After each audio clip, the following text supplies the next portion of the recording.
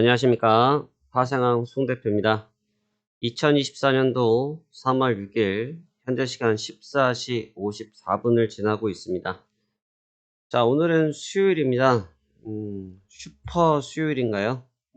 시장에서 많이 기다리고 있는, 아니 좀 긴장하고 있는 파월 연준 의장의 발언이 오늘 0시를 기점으로 해서 예정이 되어 있습니다. 지난밤에 뉴욕 증시는 이미 해당 부분에 영향을 좀 받으면서 오랜만에 조정을 좀 받긴 받았는데요. 해당 상황들에 대해서 같이 한번 말씀 나누면서 오늘 우리가 어떻게 접근하는 것이 유리할지 같이 한번 말씀 나눠보도록 하겠습니다. 자, 그러면 시장 설명 드려보도록 하죠. 다우지수는 전거래일 대비해서 404포인트가 하락한 38,589포인트에서 하락 마감했습니다. 1% 정도의 조정을 받았는데요. 오랜만에 나타난 큰 조정폭이라고 볼 수가 있고, 허나 이 부분에 대한 설명, 해당 구간에 대한 설명은 반복적으로 수없이 설명드렸던 것처럼 현재 이 구간에서 발생됐던 요소들, 에 대한 결과가 그냥 나타났다 정도 보는 것이 좋아 보입니다. 어제 또한 거래량을 많이 수반을 했어요. 거래량을 많이 수반을 했고, 거래량을 수반했다는 얘기는 매물 소화를 하고 있다는 것으로 볼 수 있기 때문에 현재 경계성 매물 출회 과정에 있다. 경계성 매물 출회. 그러니까 이런 거죠. 우리가 길을 걷다가요. 길을 걷다가 넘어집니다. 넘어져요. 넘어지면 무릎에 상처가 날 수가 있겠죠. 무릎에 상처가 날 때, 바깥으로 출혈이 날 수도 있고요. 그냥 속으로 멍이 들 수도 있잖아요. 같은 개념입니다. 그러니까 지금 결국은 거래량이 터졌다는 것, 그리고 주가가 하락했다는 것은 밖으로 출혈이 있었다 정도의 내용으로 보셔야 되는데요. 하루가 빠진 건 중요하지 않습니다. 주가가 하루가 오르고 하루가 빠지고 이거 크게 중요한 내용은 아니에요. 그런데 매물 소화 과정을 지금 8거래일 정도를 가져간 뒤에 어저께 거래량을 다시 한번 터뜨리면서 조정을 좀 깊게 받았다.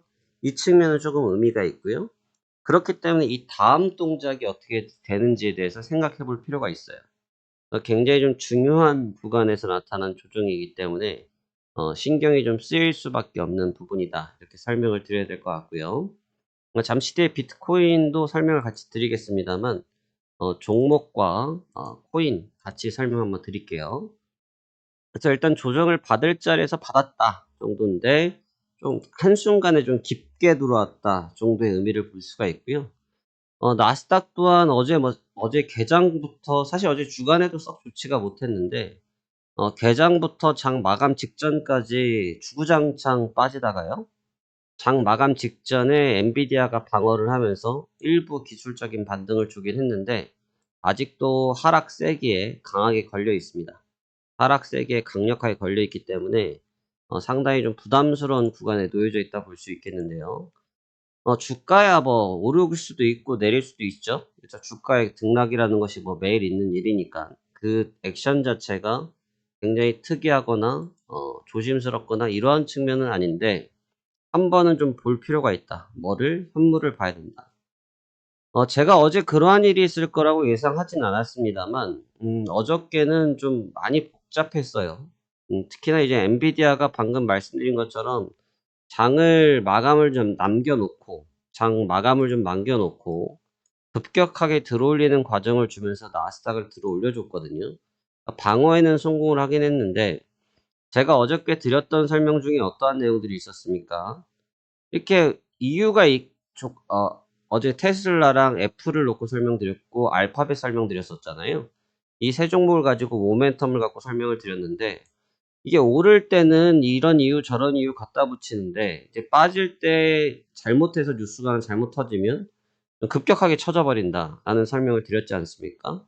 어제 테슬라는 기가팩토리가 정전인가가 나서 생산이 멈춘 부분 때문에 주가가 급락을 했고요. 애플은 중국에서 판매하는 게 좀 판매량이 좀 문제가 되면서 좀 약세를 크게 기록을 했습니다. 그러니까 어제는 M7이라고 불리는 종목들이 있잖아요. M7이라고 불리는 종목들이 쇠팔했습니다. 쇠팔했고, 어, 엔비디아를 제외한 나머지들은 그렇게 큰 재미를 보지 못하고 전부 다 좀 되돌림이 좀 나타났다. 근데 이 되돌림 중에서도 제가 사실 계속해서 엔비디아에 대한 얘기를 드리는 건 뭐 저만이 엔비디아에 대한 얘기를 드리는 것은 아니고 전 세계에서 주식이라는 시장을 보고 계신 분들은 아마 다 말씀을 나누실 거예요. 뭐 엔비디아에 대한 중요도를 모르는 건 아니잖아요. 근데 이제 어제같이 이런 딱 포인트를 잡아서 보는 건 중요한 건데 딱 보시면 독불장군이잖아요. 제가 어저께 표현을 뭐라고 써드렸냐면 엔비디아를 가지고 독불장군 같다라는 설명을 드렸어요. 그러니까 독불장군입니다. 독불장군. 지 멋대로 했다는 거죠. 지 멋대로. 지 멋대로 지금 혼자서 버틴 거고 나머지들은 뭐 그냥 조절을 받았는데 문제는 이 파괴력이 있다는 거예요. 근데 지금 어떻게 보면 혼자서 1대 100을 하고 있는 과정인데 이 1대 100을 하고 있는 과정이 언제까지 버틸 수 있을까? 아니면 다른 친구들이 다 돌아올 때까지 혼자서 최대한 버티다가 1대 2가 2대 100이 되고 3대 100이 되고 10대 100이 되고 구원투수가 오길 기다리고 있느냐에 대해서는 의구심이 든다는 거죠. 이미 엔비디아 같은 경우도 상승 피로도는 축적이 되어 있는 상태, 그리고 매물 테스트는 계속해서 이루어지고 있는 과정. 그러니까 어제 말고 그제 이미 고가를 찍으면서 매물 출회를 한번 했었단 말이죠.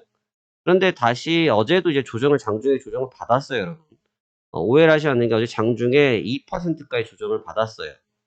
근데 그거를 흔히 말해서 말아 올렸죠. 우리 주식사랑 하는 사람들이 많이 쓰는 표현이죠. 말아 올렸다. 예, 말아 올려버렸습니다.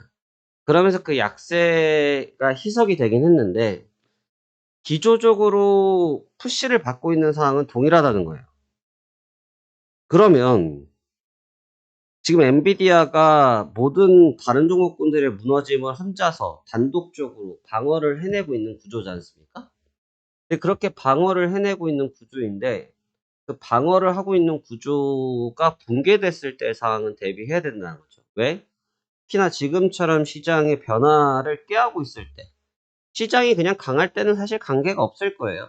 시장이 강하게 그냥 유지가 될 때는 관계가 없는 얘기가 될 건데 지금 시장이 좀 처졌잖아요.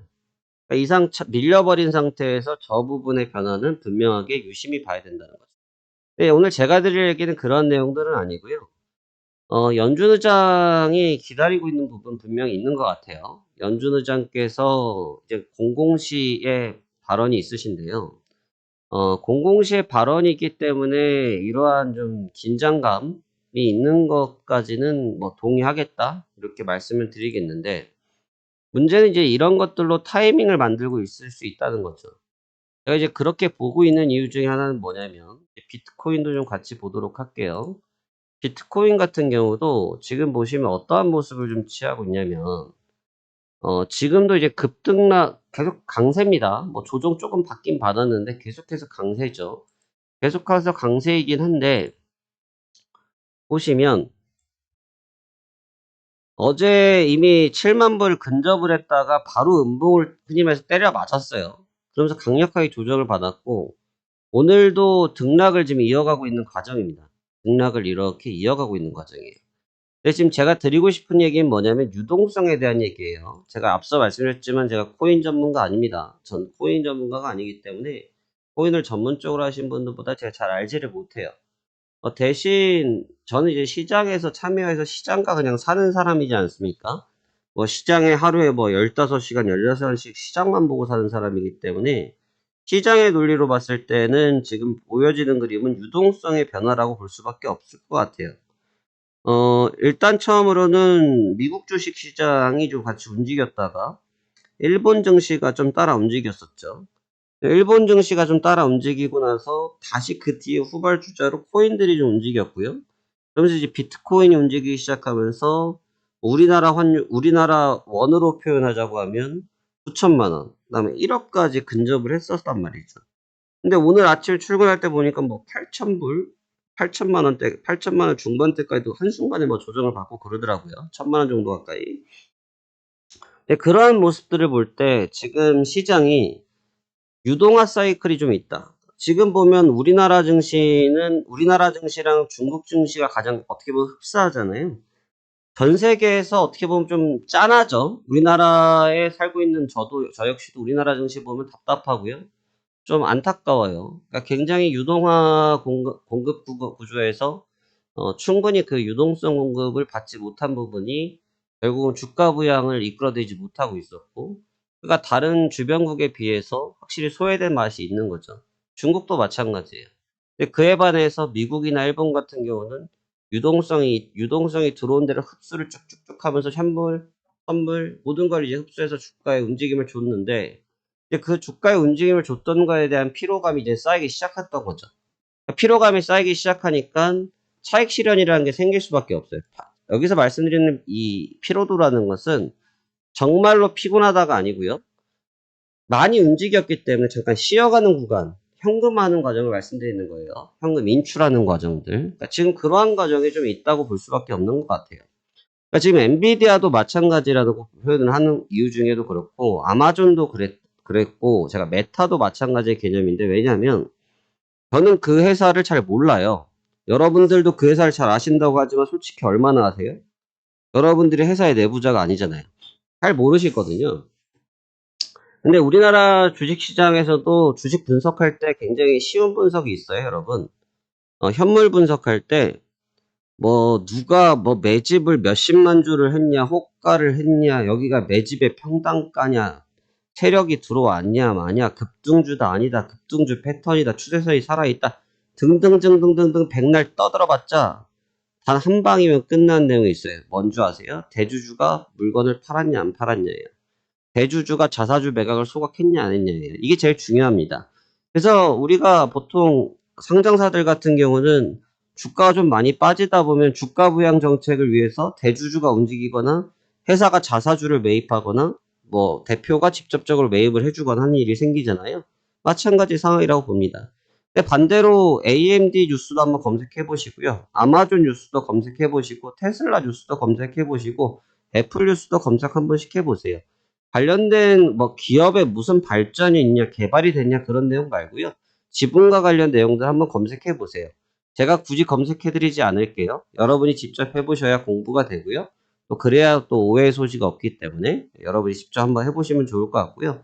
그냥 구글에다가 검색하면 하시면 바로 다 나옵니다. 보면 자사주의 매각이 나타나기 시작했다는 거죠. 그러니까 무슨 뜻인지 아시겠죠? 자사주 매각이 있었다라는 것은 매물이 소화를 하고 있다라는 것은 그 회사의 주인도 그런 생각을 갖고 있다. 당연히 우리도 마찬가지 입장이라는 거죠. 하지만 비트코인도 그렇습니다만 고점인 것 같아도 그냥 모두가 달려들고 보니까 끝없이 가고 있지만 근데 그 물량을 결국은 한 큐에 소화를 하면서 강력하게 밀어버렸다. 조정을 받았다. 이런 부분이 있다는 거죠. 지금도 연준이라는 부분이 핑계거리예요. 어제 시장도 사실 계속 시장이 빠지니까 많은 언론들에서 폭스TV나 이런 데서도 마찬가지 미국 뉴스를 말씀드린 겁니다. 도대체 왜 빠지는지 모르겠다 이런 표현들을 합니다만 사실 다 연준에 대한 파월 연준 의장 때문에 괜히 빌미를 갖다 붙인 거거든요. 그러니까 맨날 파월 연준 의장이 나쁜 사람 욕을 먹는 것 같은데 사실 그건 또 아니라는 거죠. 그러니까 이미 고가를 어느 정도 만들었고 수익 실현 과정이 반드시 필요하기 때문에 그 시기에 대한 싸움이 지금 이루어지고 있다고 보여지고 특히나 코인이 움직였다라는 부분 조금 주목해서 보고 있습니다. 그래서 오늘 밤부터 내일 새벽으로 넘어가는 시간대에 굉장히 좀 집중된 지표와 또 파월 연준 의장, 또 파월 연준 의장이 오늘만 끝이 아니고 내일도 이어지고 있기 때문에 그 영향력이 계속해서 이어지겠습니다만 문제는 지금 엔비디아 또 하나로 시장이 좀 왜곡된 느낌이 있어요. 빠져도 반등하는구나. 이 왜곡된 느낌을 줬는데 그 왜곡된 느낌을 준 부분을 어떻게 소화할 것이고 어떻게 받아들일 것이고 어떻게 대응되어질 것인지가 중요한 관건이 될 것이라는 거죠. 여러분들께서 지금 시장이 어떻게 보면 대응하기가 쉬울 수 있어요, 여러분. 지금 자리가 어려운 것 같지만 또 냉정히 보면 쉽습니다. 약간 그냥 생각 없이 하셔야 돼요. 지금 자리를 너무 디테일하고 깊게 접근하면 내용이 너무 어렵습니다. 저도 어제 늦은 시간까지 같이 보고 있었습니다만 엔비디아 반등하는 거 보고 웃어버렸어요. 야, 요즘 엔비디아 조정받는 거 볼 때까지만 해도 쉬어가는 구간이군 했거든요. 근데 마지막에 반등한 거 보고 진짜 웃었습니다. 혼자 새벽에. 바보처럼 웃었어요. 그러니까 왜 웃었냐면 너무 웃긴 거예요. 근데 그게 왜 웃겼냐면 주가를 컨트롤하려고 어제 만약에 지금 보세요. 주가의 위치가 지금 나스닥 선물 기준으로 여기에서 돌려줬는데 지금 여기가 없고 이 상태에서 끝났다고 생각해 보세요. 이거 완전히 계속 밀리는 구조입니다, 여러분.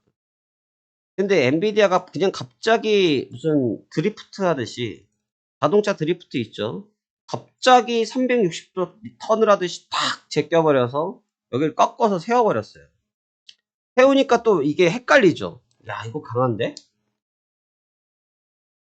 지지 받겠는데? 헷갈린단 말이죠. 근데 과연 이게 얼마나 지지를 받을 수 있을까? 전 지지받지 못할 거라 보고 있습니다. 지지받는 것이 쉽지 않을 것이라 보고 있어요. 그렇기 때문에 저러한 이제 왜곡된 플레이, 쟤네들이 왜곡을 하든 말든 관계없죠, 저희한테는. 관계는 없습니다만 그러한 방식의 플레이를 계속 보여주고 있는 것은 어떠한 꿍꿍이가 있는 것이 아닌가라는 생각이 들어집니다. 해당 부분 계속 주목해서 보셔야 되겠고요. 정책도 정책이에요, 여러분. 정책도 정책인데 정책보다 더욱더 중요하게 보셔야 되는 것은 엔비디아가 이제 마감 주가가 어떻게 되는지예요. 마감 주가. 장중에 조정받는 건 봤거든요. 근데 마감의 주가가 어떻게 되는지 그 부분 한번 심도 깊게 보시면서 향후 시장 대비하시면 좋을 것 같습니다.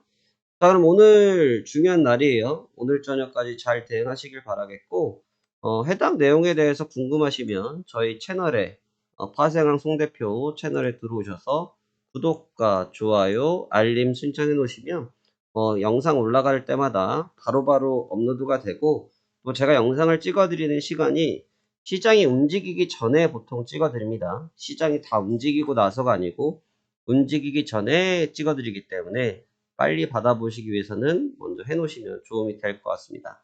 그리고 영상 하단부에 있는 링크를 통해서 또 문의를 해놓으신다고 하면 또 관련된 내용들 상단에도 있네요. 상단에도 오픈 카톡방 주소가 있습니다. 여기다가 클릭을 해주시면 저희 담당 매니저님들께서 해당 관련된 내용들에 대한 도움 드릴 거라고 생각됩니다. 자, 그러면 오늘도 성공 투자하시길 바라며 파생한 송 대표는 내일 다시 뵙도록 하겠습니다. 감사합니다. 성공투자기업입니다.